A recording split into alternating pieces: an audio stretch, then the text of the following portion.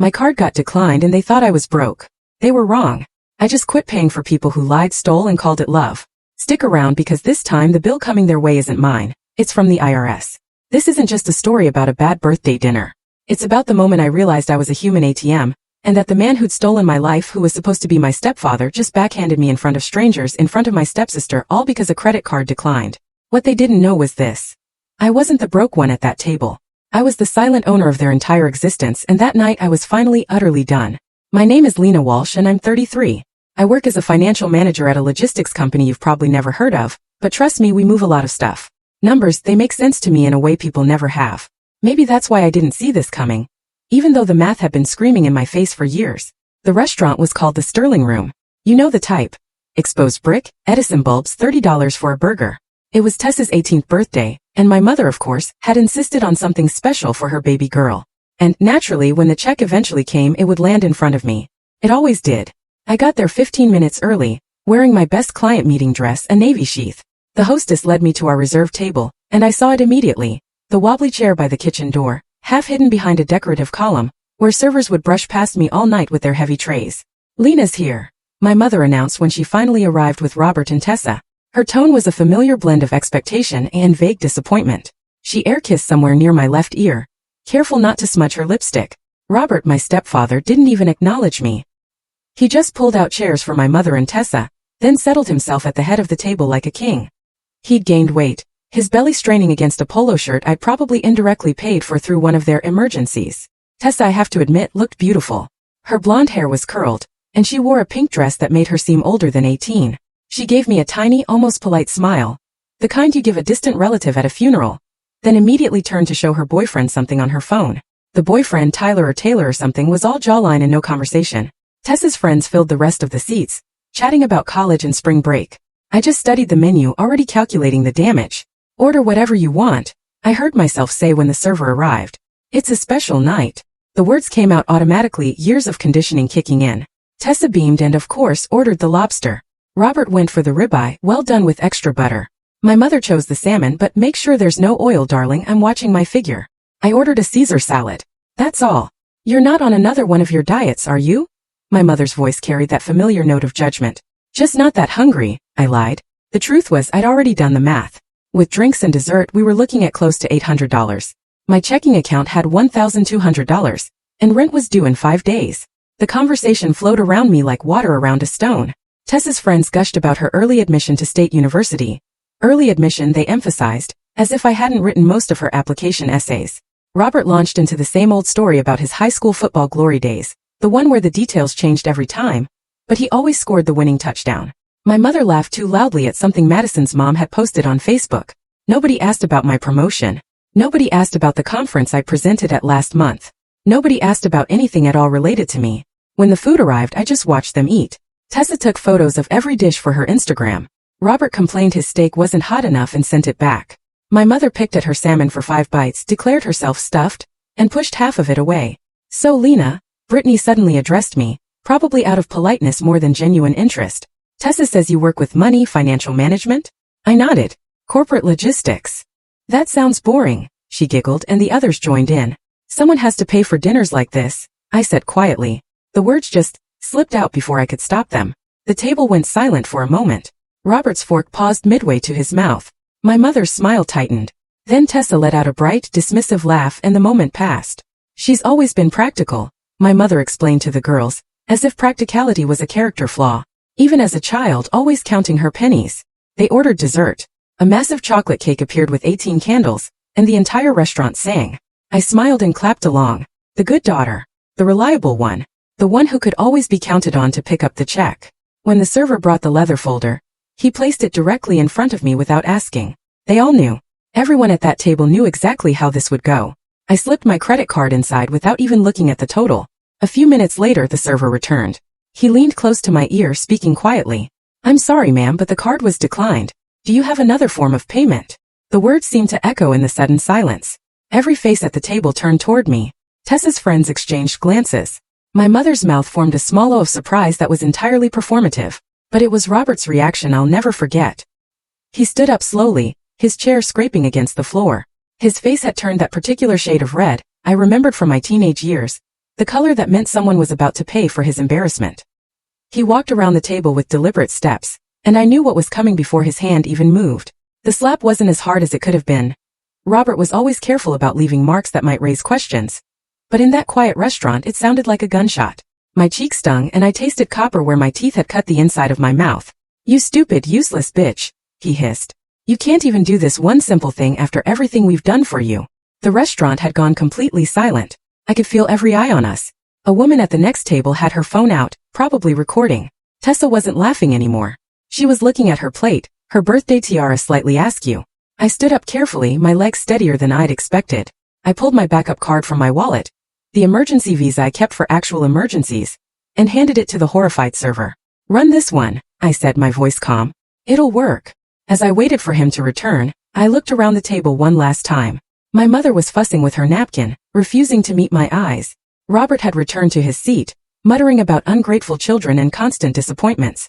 Tessa's friends were all suddenly fascinated by their phones. But Tessa herself was looking at me now, and for just a moment, I saw something flicker across her face. Not sympathy exactly, maybe recognition. Maybe she was finally old enough to understand what her birthday dinners had cost me, in every sense of the word. The server returned with my card and receipt. I added a 40% tip. He didn't deserve to suffer for our family drama, and signed my name with a steady hand. "Happy birthday, Tessa," I said. Then I walked out of the Sterling room, past the hostess stand, past the valet, into the cool April night. My phone started buzzing before I even reached my car. Text after text, call after call. I didn't need to look to know what they said. But as I sat in the driver's seat, my cheeks still throbbing, something had finally shifted inside me. They thought the declined card meant I was broke. They thought they'd finally drained me dry. But they were wrong. That card had been declined because Robert had opened a supplementary account in my name 3 days ago, maxing it out before I'd even known it existed. I knew because I'd seen the notification that afternoon. I'd chosen not to transfer money to cover it. I'd wanted to see what would happen. Now I knew. And now finally I was done. I sat in my car for 20 minutes that night, engine off, just breathing. My phone lit up the darkness like a desperate lighthouse. 37 missed calls, 53 texts. I finally turned it face down and drove home in silence. To understand why I stayed so long, why I kept paying, you have to understand how it started. I was 11 when my mother met Robert at a conference for medical supply sales. She was a receptionist. He was a regional manager who wore too much cologne and laughed too loud at his own jokes. My father had left 3 years earlier, just walked out one Tuesday morning and never came back. No explanation, no forwarding address, no child support. My mother never recovered. She wore her desperation like perfume, and Robert could smell it across a crowded room. They married quickly in a courthouse ceremony where I was the only witness. I wore my Easter dress from 2 years before, the hem hitting awkwardly at mid-calf. Robert didn't have any family there. "They're all back in Ohio," he'd said, though I later learned he'd grown up in New Jersey. First he tried to win me over. Ice cream trips, movie tickets, the occasional, "How was school, kiddo?" But when I didn't immediately warm to him, when I didn't call him dad or laugh at his jokes or pretend he belonged in our small apartment, his interest curdled. "She's a bit cold, isn't she?" I heard him tell my mother one night. "Not very affectionate." "She's shy," my mother weakly defended. "She'll warm up." But I didn't warm up. And by the time I turned 14, Robert had stopped trying. I became furniture in my own home. Something to work around, occasionally useful, mostly ignored. When Tessa was born, I thought things might improve. A baby could soften anyone, right? Wrong. Tessa's arrival only crystallized my position. She was the real daughter, the wanted one, the fresh start. I was the reminder of my mother's failed first marriage, the sullen teenager who didn't fit the family portrait Robert wanted to project. "Lena, watch the baby while we go to dinner." "Lena, Tessa needs a diaper change." "Lena, why is she crying? You must have done something." I became an unpaid nanny, expected to be grateful for the privilege. When I started working at 15, bagging groceries at the local supermarket, Robert decided my paychecks were family contributions. "Room and board aren't free," he'd say, holding out his hand every Friday. "About time you learned that," my mother would add. She said nothing else. She'd perfected the art of selective blindness by then, floating through life on a cloud of white wine and willful ignorance. As long as Robert stayed, as long as she wasn't alone again, she could pretend everything was fine. I saved what I could, hiding cash in a tampon box under my sink. $20 here, $30 there. It took 2 years to accumulate enough for college application fees. When my acceptance letter came from State University with a partial scholarship for academic merit, Robert's first words were, "How are you planning to pay for the rest? Student loans? In this economy, you'll be paying those off until you're 50. Better to skip the whole thing. I can get you full-time at my buddy's warehouse." But I went anyway, surviving on ramen and determination. I majored in finance because I never wanted to be financially vulnerable again. I wanted to understand money, how to make it, keep it, grow it. How to never end up like my mother, dependent on a man who treated kindness like currency. During college, the requests started as emergencies. My mother would call, voice trembling. The car broke down and Robert's between jobs. Just this once, we'll pay you back. Then, Tessa needs braces. Insurance won't cover all of it. You understand, don't you? And the landlord's threatening eviction. Robert's commission check is late. Just until Friday. I promise.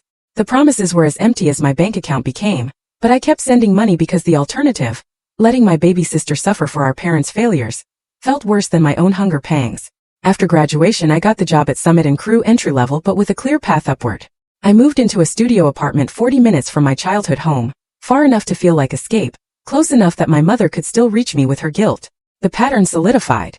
I'd build up savings, then drain them for a family crisis. Robert's job losses became suspiciously regular, always right when rent was due.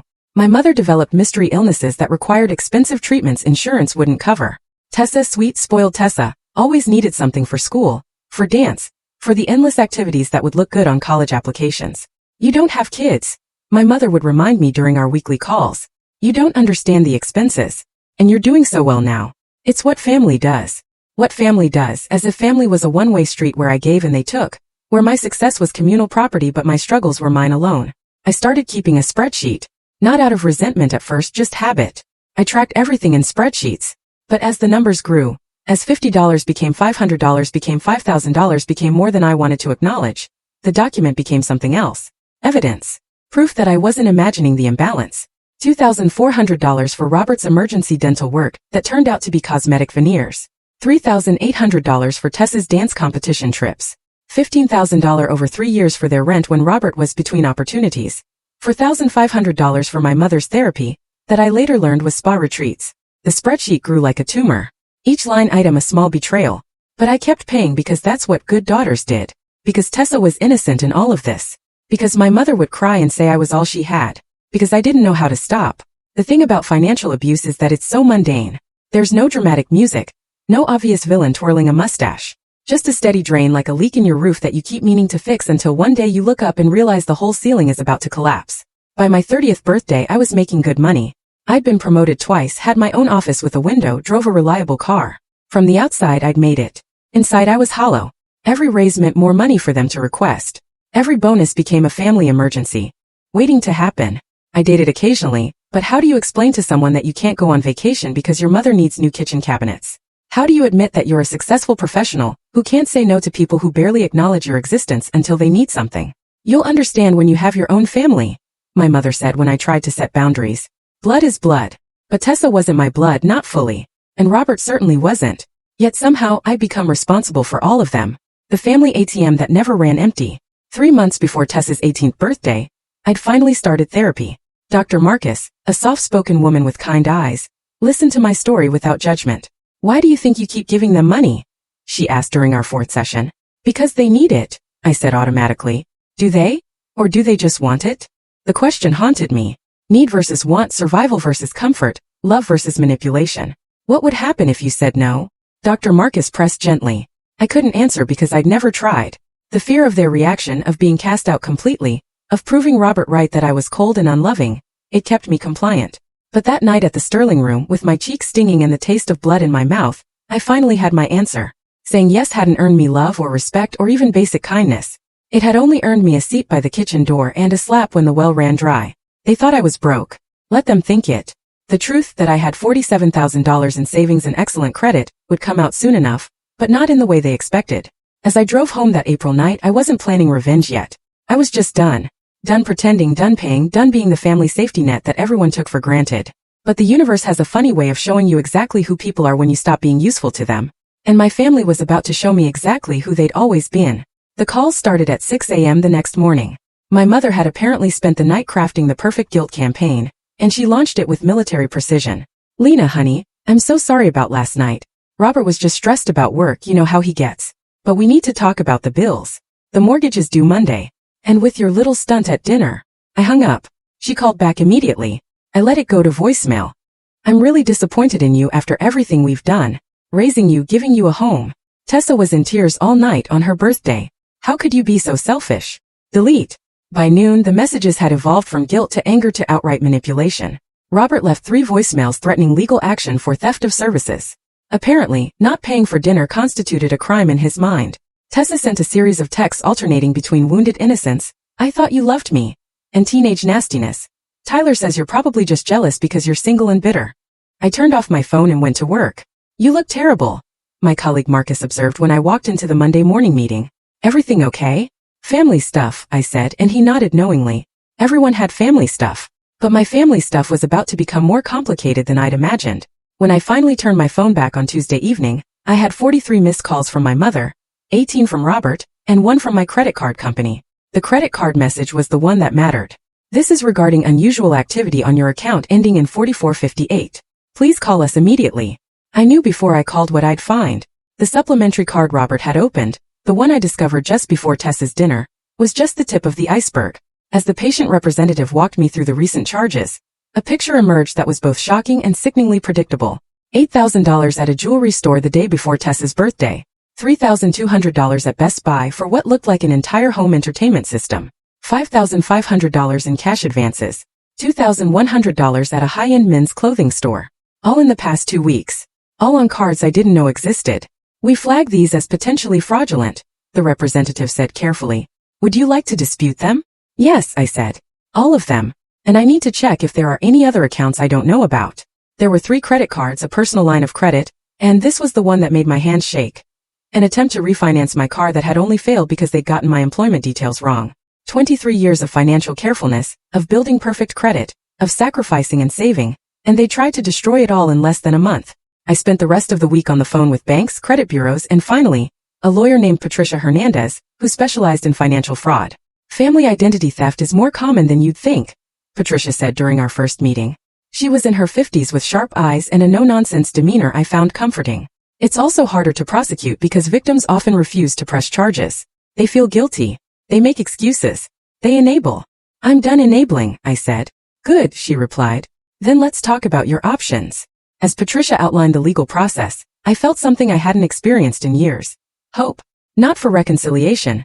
That ship had sailed the moment Robert's hand connected with my face, but for freedom. Real freedom. My mother, meanwhile, had moved to phase 3 of her campaign. Recruiting flying monkeys. My phone buzzed with messages from cousins I hadn't heard from in years. All variations on the same theme. "Your mom is worried sick. Family is everything. Don't you think you're overreacting?" My favorite came from Aunt Helen, my mother's sister, who lived in Florida and had borrowed $3,000 from me 5 years ago for a medical emergency that turned out to be a facelift. "Your mother says you're having some kind of breakdown. Maybe you should see someone."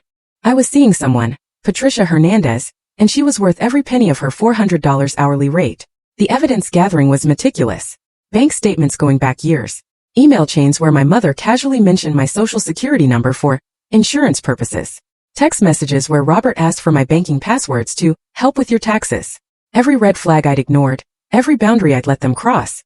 It was all there in black and white. "This is good," Patricia said, reviewing my documentation. "Really good. But I need to warn you. Once we file, there's no going back. This will likely result in criminal charges." "I understand." "Do you?" she asked. "Because your stepfather could face jail time. Your mother could be charged as an accomplice. Are you prepared for that?" I thought about all the dinners I'd eaten alone in my studio apartment, too broke to go out after paying their bills. I thought about the vacations I'd never taken, the relationships that had withered because I was always too stressed about money to be fully present. I thought about the spreadsheet that showed I'd given them $128,743 over 12 years. Enough for a house down payment. Enough for a better life. Enough for the freedom I'd never allowed myself. "I'm prepared," I said. Patricia nodded. "Then let's discuss the nuclear option. You mentioned they've been claiming you as a dependent on their taxes." They had. Another discovery from my financial deep dive. For 3 years, Robert had listed me as a dependent to get a larger refund, even though I hadn't lived with them for over a decade. It was tax fraud, pure and simple. "The IRS offers whistleblower rewards," Patricia explained. "Up to 30% of the recovered amount. Given what you've shown me, we're looking at significant back taxes, penalties, and interest." The number she quoted made me dizzy. It was more than I made in a year. But the money wasn't the point. The point was consequences.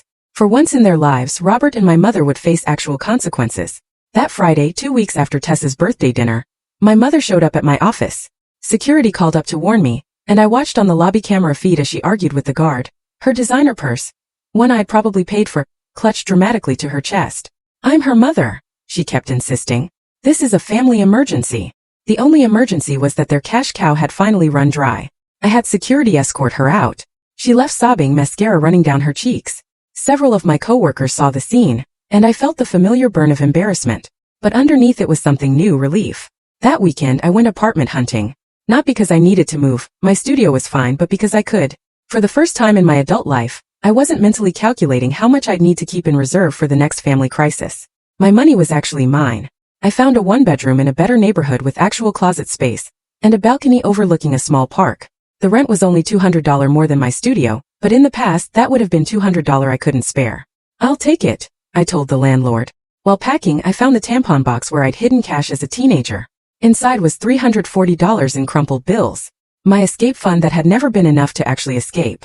I smoothed out each bill, remembering the shifts I'd worked, the lunches I'd skipped, the freedom I'd dreamed of. Now I had that freedom, but it had come at a price I was still calculating. Tessa texted while I was packing. "Mom says you're being a BTCH. Dad might lose his job BC of you. Hope you're happy." I stared at the message for a long moment. Dad. She called him Dad. This man who'd stolen from both of us. But she was 18 now, an adult who'd made her choice. She'd sat there and watched him hit me. Had smiled and whispered to her boyfriend like it was dinner theater. I typed back, "I am happy. For the first time in years. Good luck at college." Then I blocked her. The moving truck was scheduled for next Saturday. Patricia would file the paperwork on Monday. The IRS would begin their investigation within the month. The wheels I'd set in motion couldn't be stopped now, even if I wanted to stop them. And I didn't want to stop them. That night, in my soon-to-be former studio, I opened a bottle of wine. Good wine, not the cheap stuff I usually bought, and updated my spreadsheet one last time. At the bottom, I added a new column. Amount recovered. It was still at zero, but it wouldn't stay that way. For 12 years, I'd paid the price for their love. Now it was time for them to pay it back. With interest. Moving day came with an unexpected spectator. I was carrying boxes down to the truck when I spotted Robert's silver Lexus, the one I'd co-signed for 2 years ago, parked across the street. He sat behind the wheel, watching me with the kind of focused intensity that made my skin crawl. I ignored him and kept loading boxes. 20 minutes later, my mother joined him in the passenger seat. They sat there for 3 hours, occasional cigarette smoke drifting from Robert's cracked window, as if their presence alone might guilt me into stopping the move, dropping the charges, resuming my role as the family ATM. My new apartment building had better security. A doorman, keycard access, cameras in the lobby. It cost more, but Patricia had advised me to upgrade my safety measures. People get unpredictable when money's involved, she'd warned, especially family. The legal papers were served the following Monday. Patricia had suggested having them delivered to Robert's workplace for maximum impact, and to ensure he couldn't claim he never received them. I wasn't there to see his face, but I heard about it later from a former coworker who still talked to someone at Robert's company. He went ballistic, she told me over coffee, screaming about ungrateful children and conspiracies. Security had to escort him out. He's on administrative leave pending investigation. The investigation was the key. Once banks and credit companies know fraud is involved, they dig deep. Every suspicious transaction, every forged signature, every lie comes to light. And Robert had been sloppy, arrogant in his certainty that I'd never fight back. My mother tried a different approach. She started sending emails, long rambling messages that alternated between nostalgic memories and veiled threats. "Remember when you were 7 and had pneumonia? I stayed up all night with you, putting cold washcloths on your forehead. I never left your side. Your father left us with nothing. Nothing. Robert saved us. He took us in when no one else would. You're destroying our lives. Tessa won't even come out of her room. She might not go to college now because of you. I know where you work. I know your routines. You can't hide forever." I forwarded every email to Patricia. Documentation was everything. Now the financial forensics revealed more than even I had expected. Not only had Robert been stealing from me, he'd been running similar scams on 2 elderly neighbors, convincing them to add him to their accounts to help with bills. He'd taken one for $15,000, the other for $22,000. "This changes things," Patricia explained. "With multiple victims, the DA will definitely pursue criminal charges. Elder financial abuse is a felony." I felt sick. How many others had there been? How many people had Robert charmed and robbed while I was enabling him by covering his family expenses? 3 weeks into the legal process, I experienced my first real victory. The credit bureaus removed all the fraudulent accounts from my report. My score, which had plummeted to 580, jumped back to 745. It was just numbers on a screen, but I cried when I saw it. Years of careful building destroyed in weeks, now restored with the stroke of a judge's pen. The restraining order came next, after the emails escalated and Robert was caught on my new building's cameras trying to talk his way past the doorman. Patricia fast-tracked the protective order. The hearing was the first time I'd seen my mother since she'd shown up at my office. She'd aged 10 years in a month. Her usually perfect hair hung limp. Her designer clothes replaced with an ill-fitting pantsuit. She wouldn't look at me, keeping her eyes fixed on her lawyer, a public defender, since they couldn't afford Patricia's equivalent. Robert wasn't there. He'd been arrested the night before on the elder fraud charges and was sitting in county jail, unable to make bail. Without my income or the money he'd stolen, they were broke. Your Honor, my mother's lawyer began. My client is this young woman's mother. Surely a restraining order between parent and child is excessive. Your client, the judge interrupted, reviewing the file, is named as an accomplice in multiple counts of identity theft and fraud. The emails submitted show a clear pattern of harassment and escalating threats. The order is granted. 500 feet. They couldn't come within 500 feet of me, my home, or my workplace. It was a circle of safety legally enforced. As we left the courthouse, my mother finally looked at me. For a second, her mask slipped, and I saw pure hatred in her eyes. Not disappointment, not hurt. Hatred. As if I was the one who'd stolen, who'd lied, who'd drained her dry. I hope you're happy, she hissed. I'm getting there, I replied. The IRS moved slower than the criminal courts, but Patricia assured me they were thorough. The audit notice arrived at my mother's house, my former home, in late May. 3 years of fraudulent returns claiming me as a dependent, plus Robert's unreported income from his various scams, plus penalties and interest. The total they owed was staggering. Tessa graduated high school the first week of June. I knew because her Instagram was still public, filled with photos of her in cap and gown. My mother stood beside her in one photo, smile strained, looking gaunt, in a dress I recognized from 5 years ago. Robert was notably absent, still in jail, awaiting trial. I felt a pang looking at those photos. Tessa looked young, scared beneath her smile. College was probably off the table now. At least the expensive state school she'd planned on. Community college and student loans would be her reality, the same reality I'd faced at her age, but for different reasons. Part of me wanted to reach out to offer what? Money. I almost laughed at the thought. The cycle trying to perpetuate itself already. No. Tessa had made her choice that night at the restaurant. She'd have to live with the consequences just like I had. My therapy sessions with Dr. Marcus became a lifeline during this period. You're grieving, she observed during one session. Not for who they were, but for who you wanted them to be. She was right. I mourned the mother who'd never existed. The one who would have protected me instead of serving me up to keep her husband happy. I mourned the sister who might have been, if she hadn't been taught from birth that I was the hired help. I even mourned the life I might have had, the savings, the travel, the peace of mind. If I hadn't spent 12 years lighting myself on fire to keep them warm. Work became my refuge. I threw myself into projects, stayed late, volunteered for presentations. My boss Sarah noticed the change. You seem different, she said during my quarterly review. More confident, more present. I've had some personal changes, I admitted. Well, whatever you're doing, keep it up. We're promoting you to senior manager. The pay increase was substantial. The number she quoted was more than I'd ever made. More than Robert had ever made, even with his inflated claims about his sales prowess. I signed the paperwork with hands that barely shook. That night I went out to celebrate. Alone but not lonely. I sat at the bar of an upscale restaurant, the kind of place I'd never have gone before, too worried about saving money for the next family emergency, and ordered a good steak and better wine. Celebrating something? The bartender asked. My independence, I said, raising my glass. He smiled and poured himself a shot of water. To independence. We clinked glasses and I felt something I hadn't experienced in years. Pure, uncomplicated joy. No guilt attached. No worry about what it would cost me later. Just happiness, clean and bright as the wine in my glass. The emails from my mother had stopped after the restraining order, but others had taken up the cause. Distant relatives, family friends, even my old high school guidance counselor reached out. All with versions of family is everything. And you'll regret this someday. I didn't respond to any of them. They hadn't been there for the midnight calls about money. They hadn't watched my bank account drain month after month. They hadn't felt the sting of Robert's hand or the weight of my mother's calculated blindness. Let them judge. I was done explaining myself to people who'd already chosen their side. Patricia called with updates regularly. Robert's public defender was trying to plea bargain, but with multiple victims and a clear pattern of fraud, the DA wasn't interested in deals. Trial was set for September. You'll need to testify, Patricia warned. Are you ready for that? Was I ready to sit in a courtroom and detail 12 years of financial abuse? To look Robert in the eye and tell the truth he'd always denied? To watch my mother's face as I explained how they'd systematically destroyed my trust along with my credit? I'm ready, I said. And I was. The birthday card arrived in July, 2 months after my move. It was forwarded from my old address, my mother's handwriting shaky on the redirected envelope.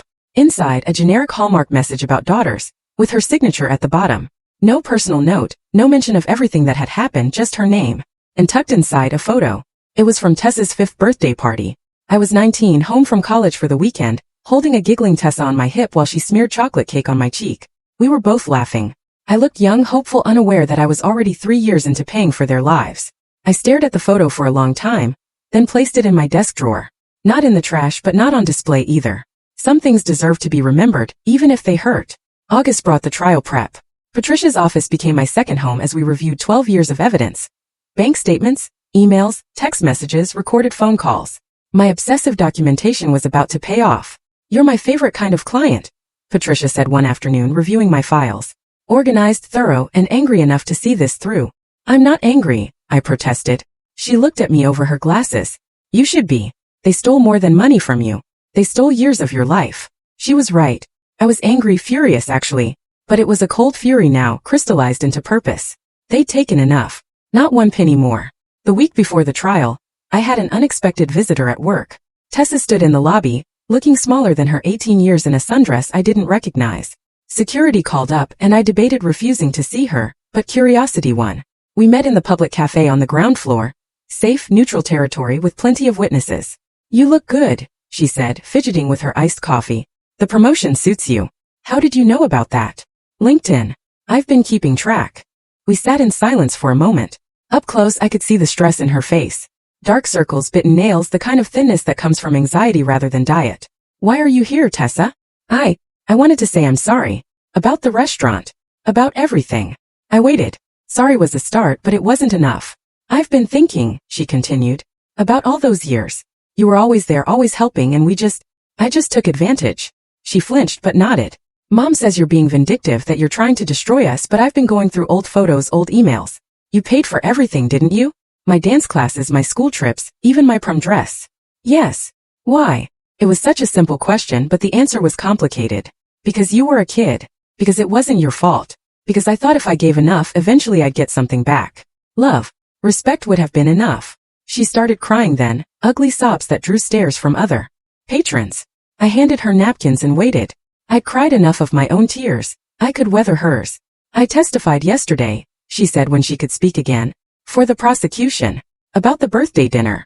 About things I overheard about Dad Robert, bragging about using your information." This was news. Patricia hadn't mentioned Tessa was cooperating. That must have been hard. "He's been lying to us for years, taking money from other people too." Mom knew. She had to know. Tessa wiped her eyes. "I got into State University, but I can't go. No money, and no one will co-sign loans because of all this. I'm taking a gap year working at Target." The old me would have offered to help, would have reached for my checkbook to fix it, to ease her pain. But I kept my hands folded on the table. "Community college is a good option," I said instead. "That's where I started. Transfer after 2 years. It's cheaper and you'll get the same degree." "You're not going to help me." It wasn't a question. And I respected her more for not making it one. "No, I'm not. Not with money. But if you want advice about financial aid, scholarships, building credit, I can offer that." She nodded, gathering her dignity. "That's fair. More than fair, probably." We talked for another 20 minutes, not about the trial or the family, but about practical things. Budgeting, FAFSA applications, work-study programs, the kind of guidance I'd had to figure out alone at her age. When she left, she paused at the door. "Lena, that night at the restaurant I should have said something when he hit you. I was scared, but that's not an excuse." "I'm sorry." "Thank you," I said, and meant it. That weekend I did something I'd been putting off. I went through the physical reminders of my old life. Boxes of photos, birthday cards, the world's best sister mug Tessa had given me when she was 7. Each item was a small grief. A moment when I believed things might get better. I kept a few things, the mug because it reminded me of the hopeful child Tessa had been. A photo of my college graduation where I stood alone because my family had been too busy to attend. A card my mother had given me when I got my first job, back when she still seemed proud of me. The rest went into the donation bin. Someone else could use the picture frames, the knickknacks, the costume jewelry my mother had regifted to me over the years. I didn't need artifacts from a life I was leaving behind. The trial started on a Tuesday. I wore my best suit, the charcoal one I'd bought for important client meetings. Patricia met me outside the courthouse, briefcase in hand, warrior face on. "Remember," she said, "stick to the facts. Don't editorialize. Let the evidence speak for itself." The courtroom was smaller than I'd expected. Robert sat at the defense table, wearing an ill-fitting suit and the expression of a man who'd finally run out of people to con. He'd lost weight in jail, his face gaunt, that commanding presence reduced to nothing. My mother sat in the gallery front row. She wore black as if in mourning, clutching tissue she never actually used. When I took the stand, our eyes met briefly. I searched for something: remorse, understanding, even honest hatred. But there was only the same calculated blankness she'd perfected over the years. Testifying was easier than I'd expected. Patricia had prepared me well, and the prosecutor walked me through the evidence methodically. Bank statements appeared on screens. Emails were read into the record. That comprehensive spreadsheet displayed for the jury to see. Can you tell us the total amount you gave to the defendants over 12 years? $128,743, I said clearly, not including interest on credit cards they opened in my name, or opportunities one missed because I couldn't afford them. The defense attorney tried to paint me as a bitter woman seeking revenge. He highlighted my good salary, my promotion, suggested I could afford to help family in need. Isn't it true you voluntarily gave these funds? No one forced you. Financial coercion is still force, I replied. When you're told your sister won't eat unless you pay. When you're blamed for every hardship. When helping is the only way to maintain any relationship with your family. Yes, that's force. He pushed harder, but the evidence was overwhelming. The credit cards opened without permission. The tax fraud. The elderly neighbors Robert had robbed. It painted a picture of systematic, deliberate crime. I was on the stand for 3 hours. When I finally stepped down, I felt empty but clean, like I'd lanced an infection that had been poisoning me for years. The jury deliberated for only 4 hours. Guilty on all counts. Robert's face when they read the verdict was something I'll never forget. The moment a man who'd always talked his way out of consequences realized the bill had finally come due. Sentencing would come later, but the prosecutor estimated 3 to 5 years, plus restitution. My mother wasn't charged as an accomplice. Insufficient evidence of direct participation. But she'd lost everything anyway. The house, the car, the lifestyle built on my exhaustion and others' trust. Outside the courthouse, Patricia shook my hand. You did good. How do you feel? Free, I said. She smiled. That's the point. The money you'll get from restitution and the IRS whistleblower claim? That's just bonus. The real win is getting your life back.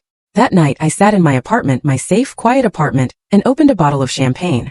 I bought it the day I filed charges, saving it for this moment. The cork popped with a satisfying sound, and I poured a glass, toasting to no one but myself. My phone sat silent on the counter. No guilt trip calls, no emergency texts, no demands disguised as requests. Just peaceful, blessed silence. I thought about Tessa starting her job at Target next week. About my mother probably staying with one of those relatives who'd said, family was everything. About Robert sitting in a cell. No one left to manipulate. They'd all made their choices. Now they were living with them. And for the first time in my adult life, so was I. September arrived with the kind of perfect autumn weather that made everything feel possible. I've been living in silence for 3 weeks. No family drama. No crisis calls, no emotional manipulation disguised as love. Just the normal rhythm of work, sleep, and slowly learning who I was without the weight of other people's expectations. Then Patricia called with news that would change everything. The IRS investigation is complete, she said. Are you sitting down? I was at my desk reviewing quarterly reports. Should I be? The whistleblower claim was approved, with back taxes, penalties, and interest from 3 years of fraudulent returns, plus unreported income from Robert's various schemes. The total recovery is $247,000. Your portion is 30%. I did the math automatically. $74,100. Not a fortune, but more than I'd ever had at once. More than I'd given them in some years. There's more, Patricia continued. The criminal restitution hearing is next week. The judge will order Robert to repay what he stole, including the elderly neighbors. You're first in line as a creditor. How much from the fraudulent credit cards and identity theft? $31,000. Whether you'll ever see it is another question, but it'll follow him for life. No bankruptcy discharge for criminal restitution. After I hung up, I sat staring at my computer screen. The numbers meant less than I'd expected. What mattered was what they represented: validation. Proof that I wasn't crazy, wasn't selfish, wasn't the ungrateful daughter they painted me as. The system had looked at the evidence and sided with me. That weekend I did something I'd been afraid to do for months. I checked Tessa's social media. Her Instagram had gone private, but her LinkedIn was public. She'd started at Target, but her profile also mentioned weekend classes at community college, business administration major. I felt a flicker of pride. She was figuring it out the hard way like I had. My mother's Facebook was still public, probably because she didn't know how to change the settings. The carefully curated life was gone. No more restaurant check-ins or shopping hauls. The most recent post was a shared article about forgiveness with her comment, "Some people can hold grudges forever. I choose love and light." The comments below were a masterclass in enabling. Stay strong, Linda. Family troubles are so hard. Prayers. Your daughter will regret this one day. I almost laughed.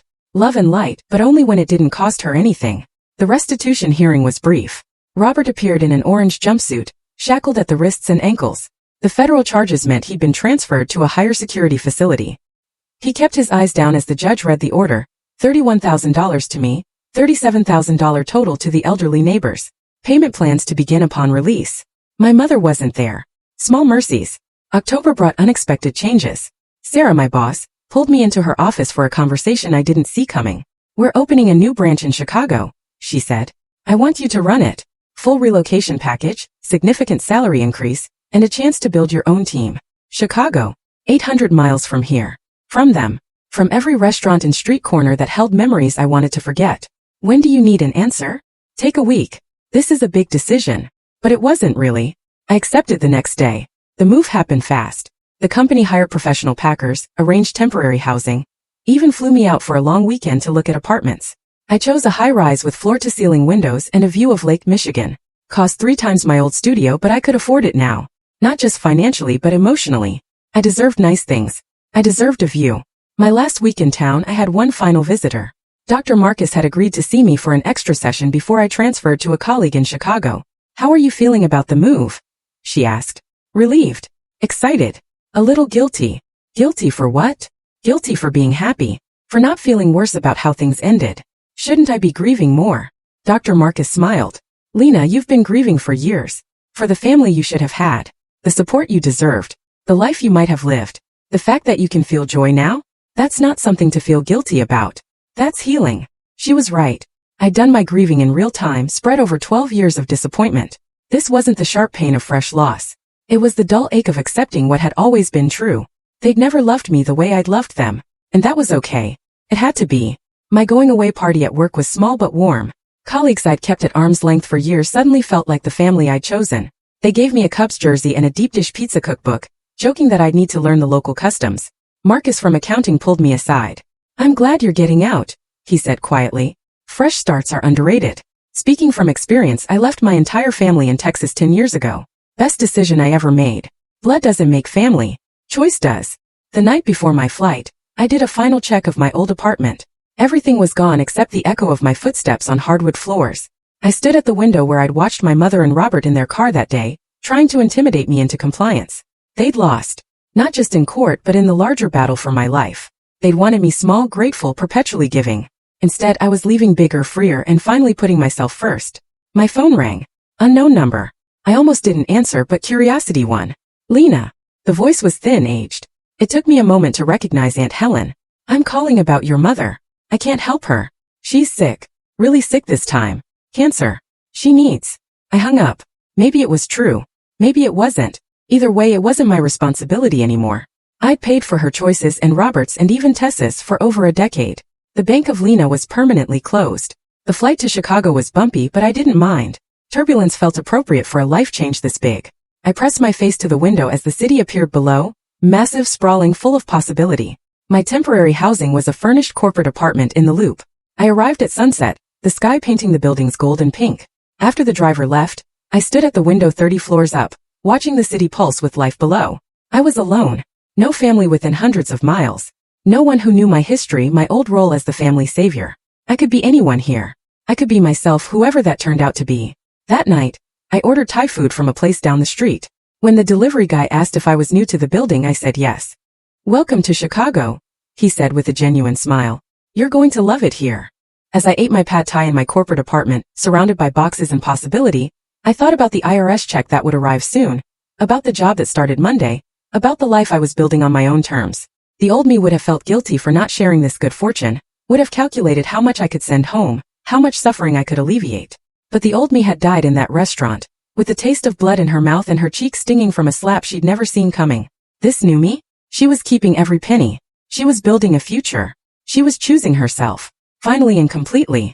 My phone buzzed with a text from an unknown number. Without reading it, I blocked it and set the phone aside. Whatever crisis was brewing back home, it wasn't mine to solve. Outside, Chicago glittered like a promise. Tomorrow, I'd start exploring my new neighborhood. Next week, I'd start my new job. Next month, maybe I'd even try dating again, without the baggage of family drama hanging over every conversation. But tonight, I just sat in my window and watched the city lights, feeling something I hadn't experienced in over a decade. Peace. The bill had finally been paid. Not by them, they'd never truly pay for what they'd taken, but by me. In years of therapy, in difficult boundaries, in the courage to walk away from people who'd convinced me their love depended on my usefulness. It was expensive, that freedom. But sitting there in my new city with my new life spread before me like an unwritten check, I knew one thing for certain. It was worth every penny.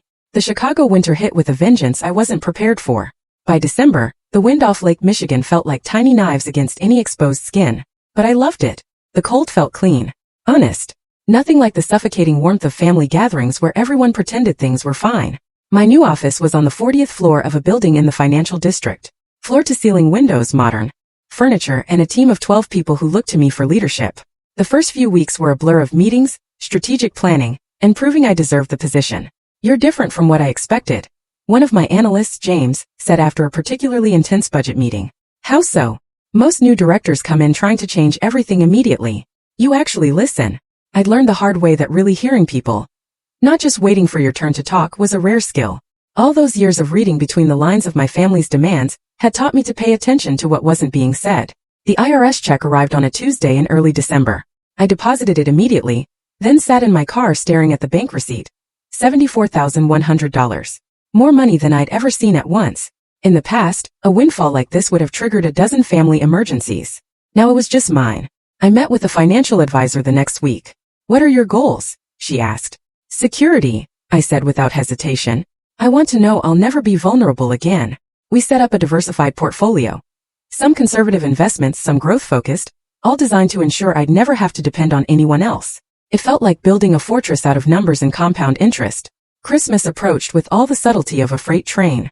Store windows glittered with family scenes, commercials preached togetherness, and my inbox filled with holiday party invitations. I accepted them all. Why not? I had nowhere else to be. At the company Christmas party, held at an upscale hotel, I found myself actually enjoying the festivities. My team had exceeded fourth quarter projections, and Sarah had flown in from headquarters to celebrate. "You've transformed this branch," she said over champagne.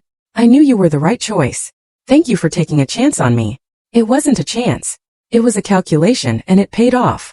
As midnight approached, my phone buzzed with a notification. I'd been dreading a Facebook memory. 5 years ago, a family Christmas photo where I stood slightly apart from the others, my smile not quite reaching my eyes, while Robert's hand rested possessively on my mother's shoulder and Tessa opened presents I'd paid for. I deleted the app entirely. Some memories weren't worth keeping. January brought something unexpected. A letter forwarded from my old address. The handwriting on the envelope was shaky, but familiar. Inside, a single sheet of notebook paper. "Lena, I'm writing this from Springfield Women's Correctional. Got 18 months for check fraud, I guess. Robert wasn't the only one who got caught. I know you won't read this, but I need to say it anyway. I was a terrible mother. I chose him over you every time. I told myself I was keeping the family together, but really I was just scared of being alone again. I let him hurt you because it was easier than standing up to him. You deserved better. You deserved a mother who protected you instead of serving you up like a sacrifice. I see that now. Too late. I don't expect forgiveness. I don't even expect a response. I just needed you to know that I know what I did, what I didn't do. Take care of yourself the way I never did. Linda." I read it 3 times, waiting to feel something. Satisfaction, vindication, sorrow. But there was only a hollow acknowledgement. She knew. She'd always known. That almost made it worse. I filed the letter with my other legal documents and moved on. February brought better surprises. I joined a hiking group, indoor rock climbing during winter, and met people who knew nothing about my past. There was freedom in that, in being just Lena who worked in finance and couldn't quite master belaying knots. "You're too much in your head, Marcus." A different Marcus, a teacher from Lincoln Park, said during one climbing session. "Trust your body. It knows what to do." It was good advice for more than climbing. The restitution payments started arriving in March. $200 a month, automatically deducted from Robert's prison work program earnings.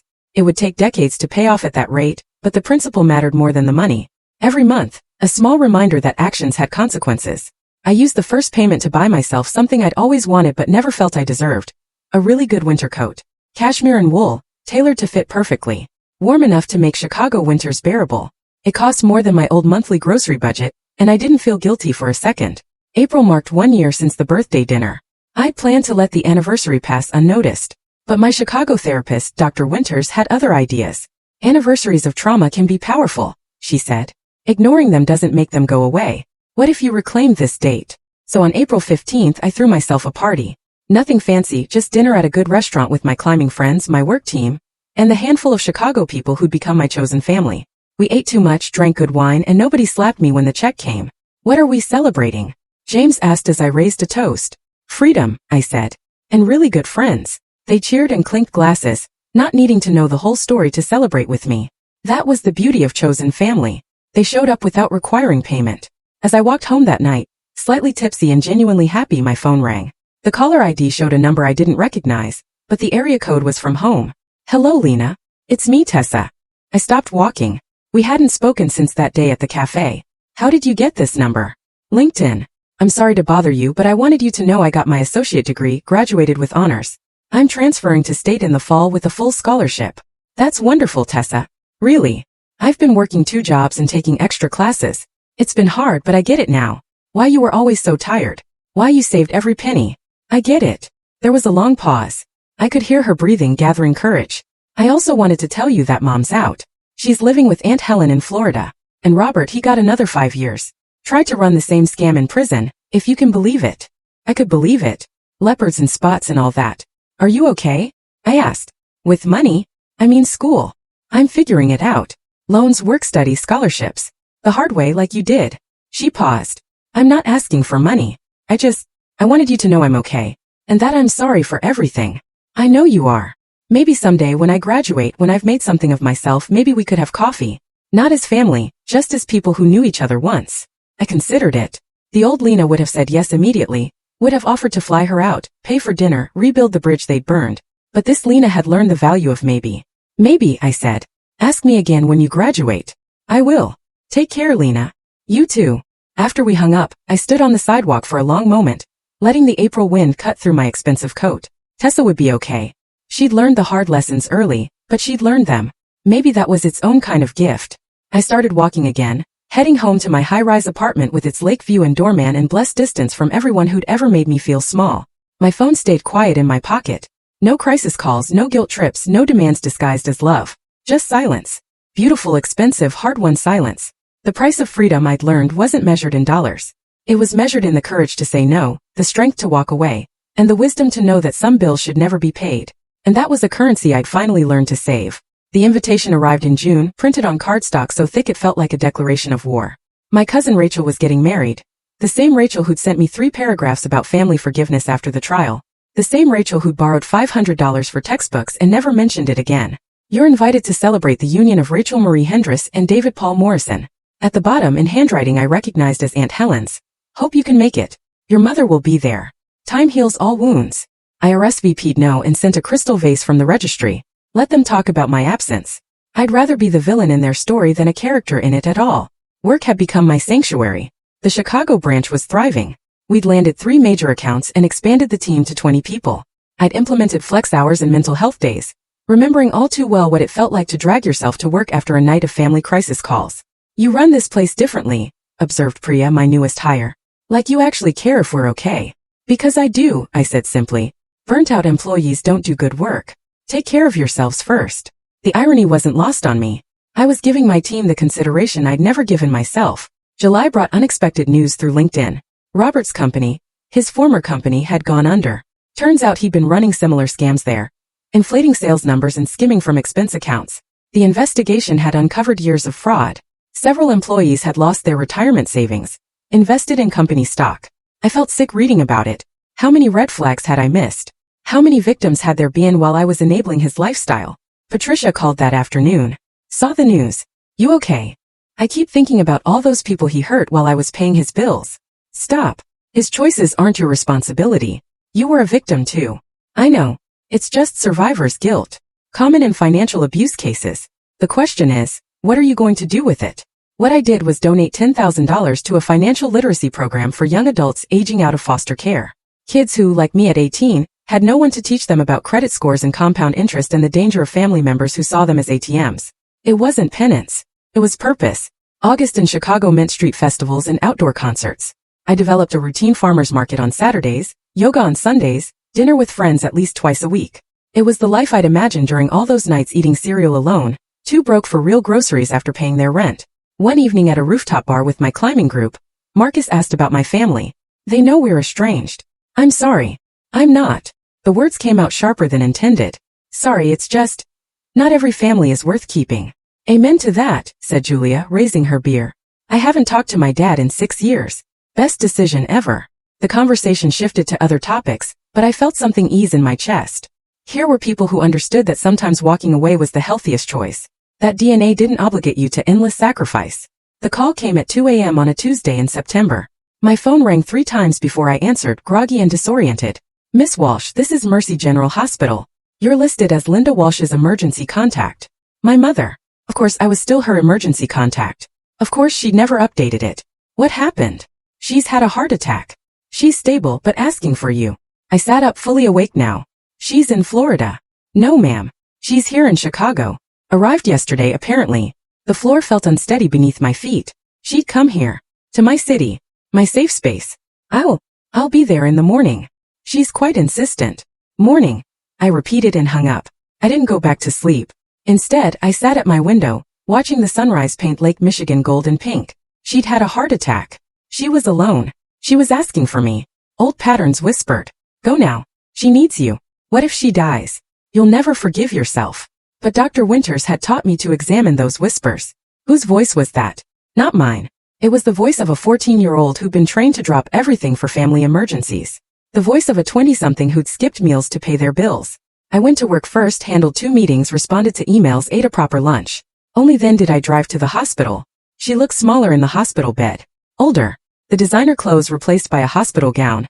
The perfect hair now gray at the roots. Without her armor of appearance, she was just a frightened woman who'd built her life on a foundation of other people's money. You came, she whispered. The hospital called. I mean, to Chicago. I've been here 3 days, working up the courage to contact you. Why? She closed her eyes. Helen kicked me out. Said she couldn't afford me anymore. Imagine that. Can't afford me. What do you want, Mom? I don't know. To see you. To explain. To ask. She stopped herself. Even now, even like this, she couldn't quite bring herself to ask directly. I'm not giving you money. I know.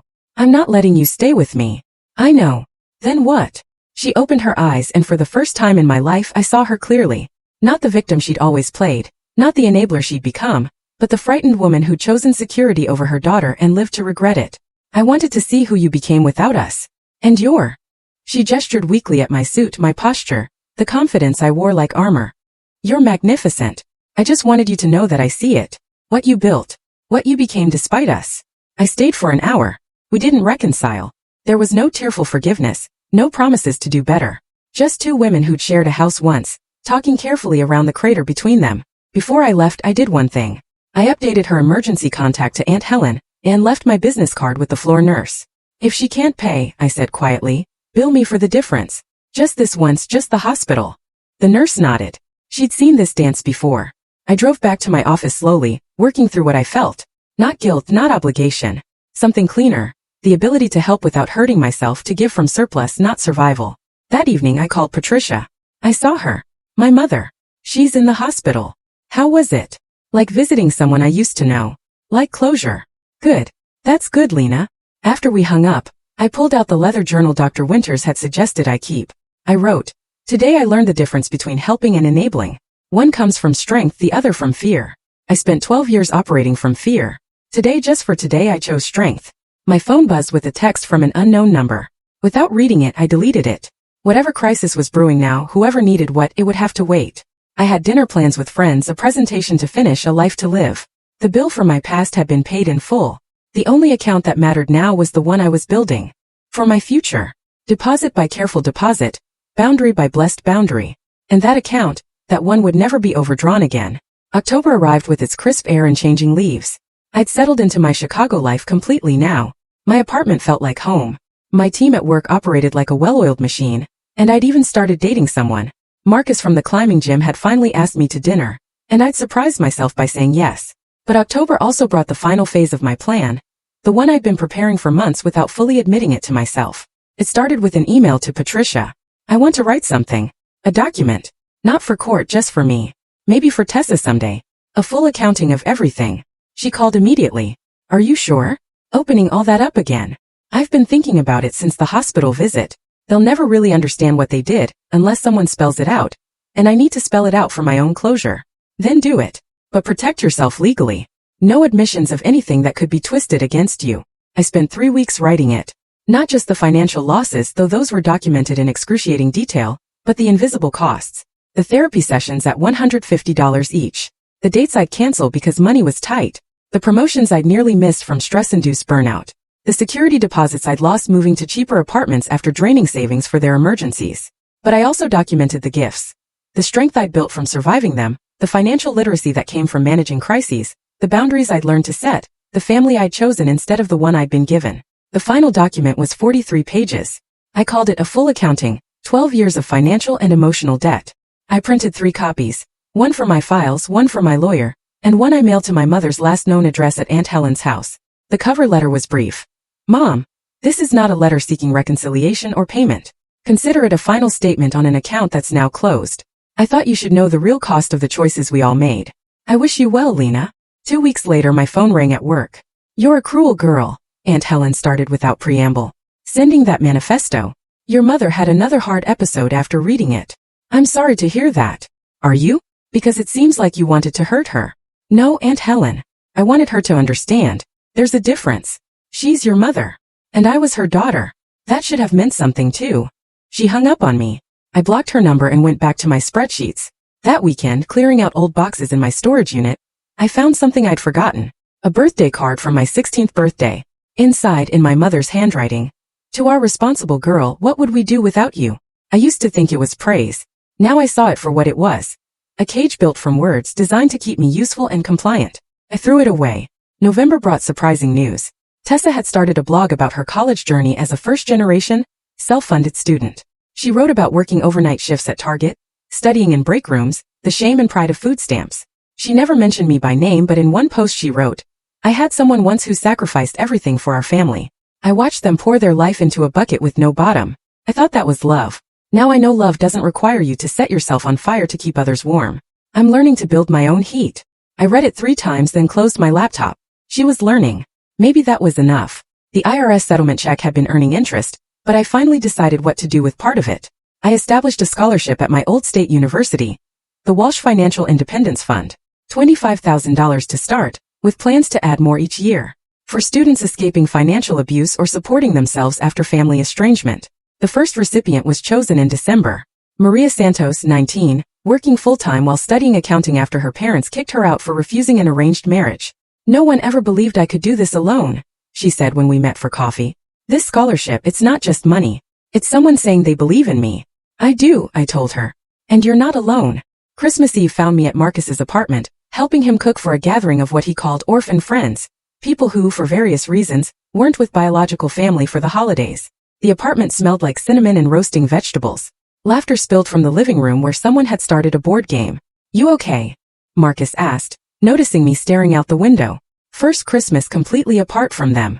Second, actually. Last year I was too angry to feel much. This year. I turned back to him. This year I'm just grateful. He kissed me then, tasting like the wine we'd been testing for the malt cider. It was warm and safe and uncomplicated. Everything my old life hadn't been. The dinner was chaotic and perfect. 12 people crowded around a table meant for 6, sharing dishes from their various cultures, telling stories that didn't require careful editing. When someone asked about family traditions, I talked about the scholarship fund, about building new traditions based on lifting others up instead of tearing yourself down. That's beautiful, said Claire, who'd fled a cult in Utah, turning pain into purpose. Still working on it, I admitted. Some days are harder than others. The hard days mean you're human, Marcus said, squeezing my hand under the table. Not that you're failing.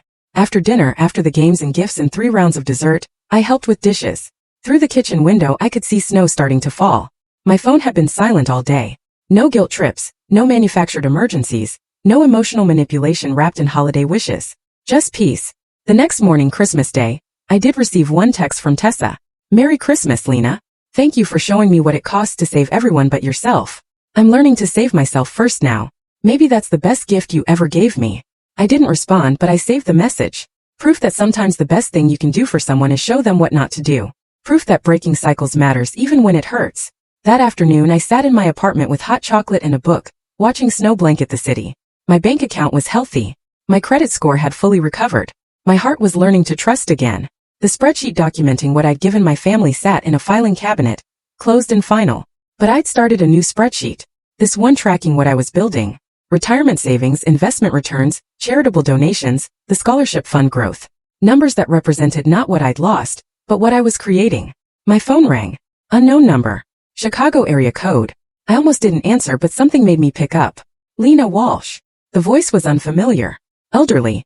This is Dorothy Chan from Mercy General Billing Department. I'm calling about your mother's account. My stomach dropped. Had she run up more bills? Found another way to? We wanted to thank you, Dorothy continued. Your mother informed us yesterday that she secured Medicaid and disability benefits. She also wanted us to know she won't be using you as a financial guarantor anymore. She was quite insistent we remove you from all paperwork. I sat down slowly. She did. Yes, dear. She said, and I quote, "My daughter has paid enough." We don't often get that kind of clarity from patients about financial responsibility. I thought you should know. After I hung up, I stood at my window for a long time, watching the snowfall. Maybe people could change. Maybe understanding came too late to repair relationships, but just in time to stop perpetuating damage. Maybe that was its own kind of redemption. I wouldn't be reaching out, wouldn't be reopening doors I'd fought so hard to close, but for the first time I could wish her well and mean it. Not because she deserved it, but because carrying anger was just another kind of bill I didn't want to pay anymore. That evening I wrote the last entry in my journal for the year. They say the best revenge is living well. But it's not revenge at all. It's freedom. Freedom to choose your own debts, your own investments, your own returns. Today my portfolio is diverse. Financial security, chosen family, purposeful work, quiet peace. The market value. Incalculable. The ROI finally positive. Outside, Chicago glittered under fresh snow and I was warm. 3 years later I stood in the conference room of a downtown hotel, adjusting the microphone one last time. The Financial Independence After Abuse workshop was sold out. 50 attendees, all women, who'd found themselves trapped in cycles of financial exploitation by family members. My name is Lena Walsh, I began, and I spent 12 years and $128,000 trying to buy love that was never for sale. The room was silent, but I could see the recognition in their eyes. These were my people, the ones who'd been trained from childhood that their worth was measured in their usefulness, their love and their financial output. I told my story without euphemism. The birthday dinner, the slap, the credit fraud, the court cases. But more importantly, I told them about the after, the therapy, the boundaries, the slow rebuild of both credit score and self-worth. The hardest part wasn't the money, I said. It was accepting that the family I kept trying to save was never going to save me back. During the break, a woman approached me. Mid-20s, nervous energy. A designer bag that didn't match her worn shoes. My mom's been taking my paycheck since I was 16, she whispered. Says it's for household expenses, but she hasn't worked in years. I want to stop, but she'll say you're selfish, cold, ungrateful. Her eyes widened. Exactly. I handed her Patricia's business card. Call her. First consultation is free. And remember, you're not selfish for wanting to keep what you earn. That's literally the bare minimum of adult life. The workshop was part of a larger initiative I'd started. The scholarship fund had grown to $100,000, supporting 5 students per year. I'd written a book, The Price of Blood, Breaking Free from Financial Abuse, with all proceeds going to the fund. Corporate speaking engagements brought in more. Marcus joked that I'd turned trauma into a business model, but he supported it. We'd gotten married the previous spring. A small ceremony with our chosen family. No drama, no guilt trips, no family members measuring their love in dollar signs. You saved yourself, he'd said in his vows. And now you're teaching others to do the same. I've never loved anyone more. Tessa had graduated 6 months ago. True to her word, she'd reached out. We met for coffee on neutral ground, a Starbucks halfway between Chicago and her new job in Milwaukee. She looked good, tired, the way all recent graduates working entry-level jobs looked. But good. Clear-eyed. Present. I work in nonprofit financial counseling, she said, helping people in poverty manage debt and build savings. Ironic, right? Or appropriate. I read your book, cried through most of it. Mom refuses to look at it, but I think that's probably healthy for her. We talked for 2 hours, not as sisters that ship had sailed, but as 2 women who'd survived the same storm from different lifeboats. When we parted, she hugged me. Thank you, she said, for showing me what not to become. I didn't promise to stay in touch, neither did she, but we exchanged LinkedIn connections. And sometimes I saw her posts about financial literacy and escaping poverty cycles. She was doing good work, making amends in her own way. Robert was still in prison. The last I'd heard, he'd been transferred to a facility in Texas. The restitution payments continued. $200 a month, as regular as clockwork. I donated them directly to the scholarship fund. Blood money transformed into opportunity. My mother had stabilized in Florida, living on disability and Medicaid in a small apartment Aunt Helen had helped her find. We hadn't spoken since the hospital, but Aunt Helen sent occasional updates I hadn't asked for. Linda was in therapy. Linda had joined a church. Linda was volunteering at a food bank. Good for Linda. It had only taken losing everything to find something real.